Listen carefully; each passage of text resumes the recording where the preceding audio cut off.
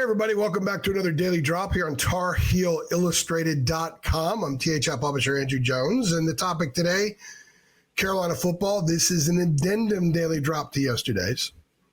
Yesterday I discussed 5 noteworthy returning defensive Tar Heels. Today I'm going to do 6 noteworthy returning offensive Tar Heels. I wanted to do 5.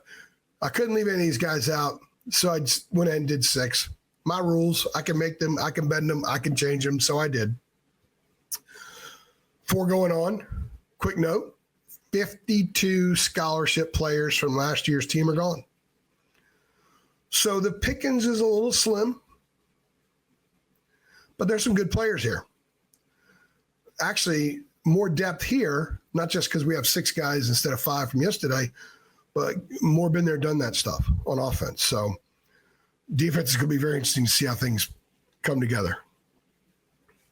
All right, let's get into it. Here are the 6 noteworthy returning offensive Tar Heels that we are identifying today. Number 1, in no specific order, like I said yesterday, no specific order, but it kind of goes that way a little bit. Let's start with graduate offensive lineman Austin Blasy. Started at center last year. At the end of spring practice, we saw him playing guard with Holy Cross Center transfer, playing Christo Kelly playing center. Blasky, 780 snaps last year, 938 in his career. Didn't play a whole lot in several years at Georgia. Does have 2 national championship rings. 65.1 run grade average.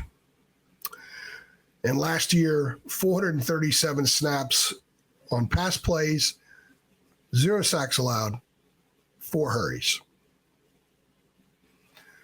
Sophomore running back DaVon Goss played 164 snaps last year.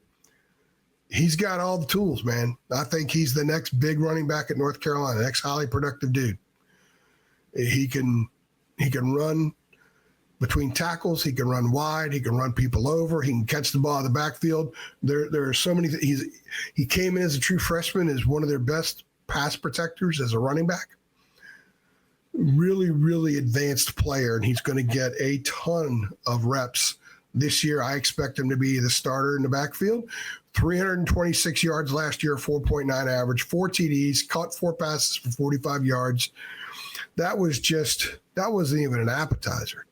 That was that little bite of something you have before you get in the car to go to the restaurant when you have your appetizer. That's all that was for DaVon Goss. There's going to be so much more coming from him.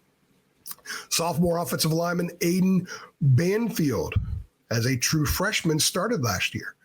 Played 649 snaps, 60.5 run grade. It's okay. A lot of snaps for a true freshman. He's going to make true freshman mistakes, but man, those are valuable reps for a young dude to get and win that job as he did.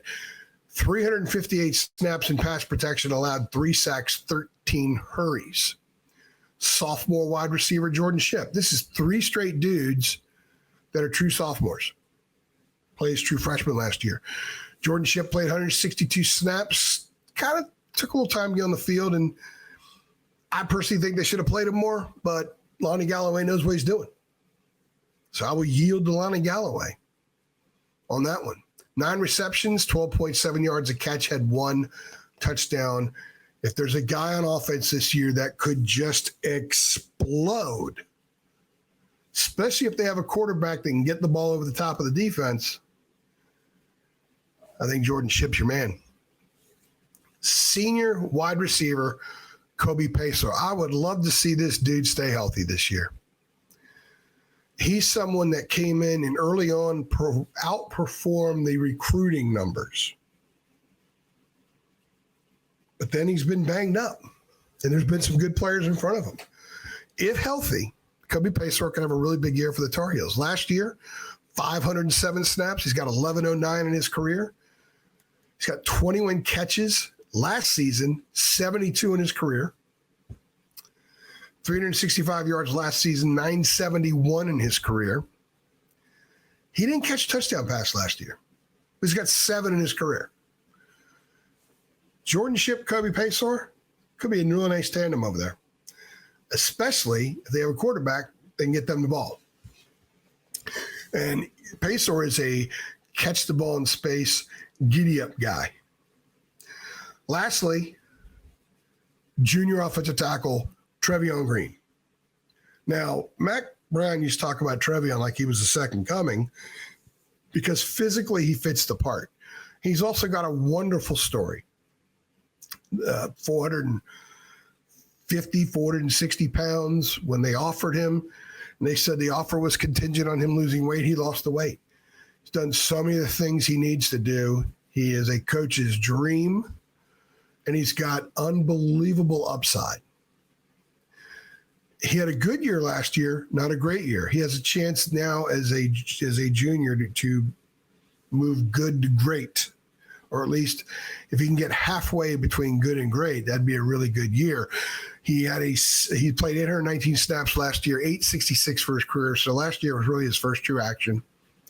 70.8 run grade. So he's got the best run grade of these guys.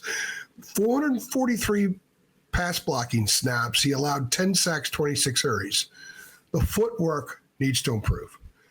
His sacks were because that slow step to pick up the guy.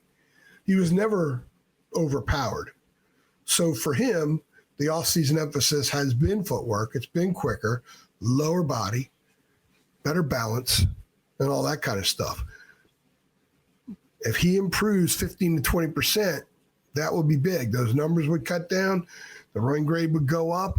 And you have yourself a pretty good offensive tackle right there. So those are the 6 offensive Tar Heels, the noteworthy offensive Tar Heels. Again, 52 players that were on scholarship last season are gone. So there's not a ton of dudes to choose from. We did 5 on defense, 6 on offense, Austin Blasky, DaVon Goss, Aiden Banfield, Jordan Shipp, Kobe Peso, and Trevion Green. Let me know who else you believe is a note. They're all noteworthy.